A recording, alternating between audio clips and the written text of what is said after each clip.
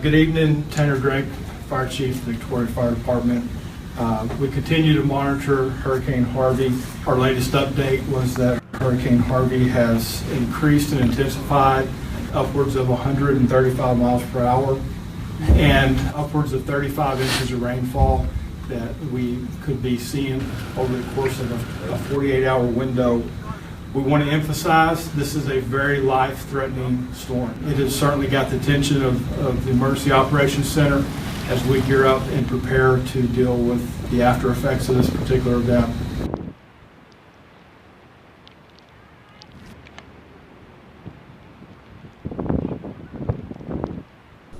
The storm was coming. I thought it was just going to be a little bitty one, and it just started.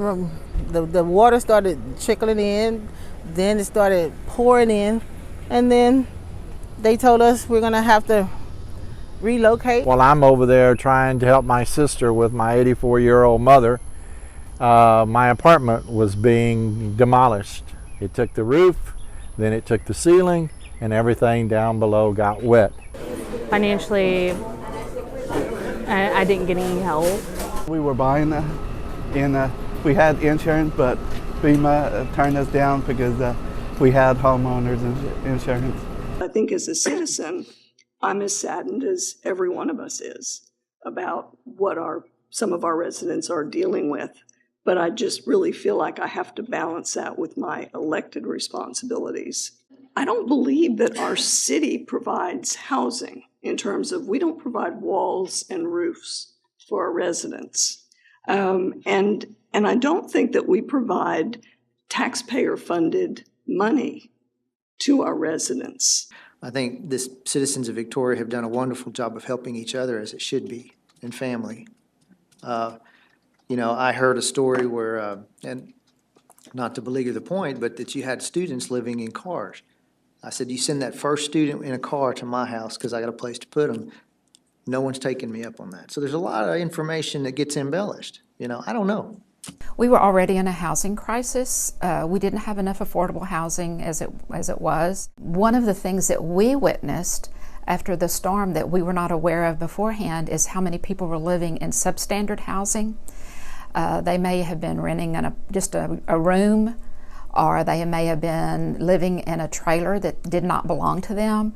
And once those units were damaged and nobody would assume responsibility for them, those people suddenly found themselves unhoused and homeless, and still are today. I'm looking for an apartment and none of them fixed or done, and I'm trying to get in fast as I can because I sleep here and there and my family won't help me. Well, the apartment rent has gone up to where I can't afford it, let alone the addition of the deposit.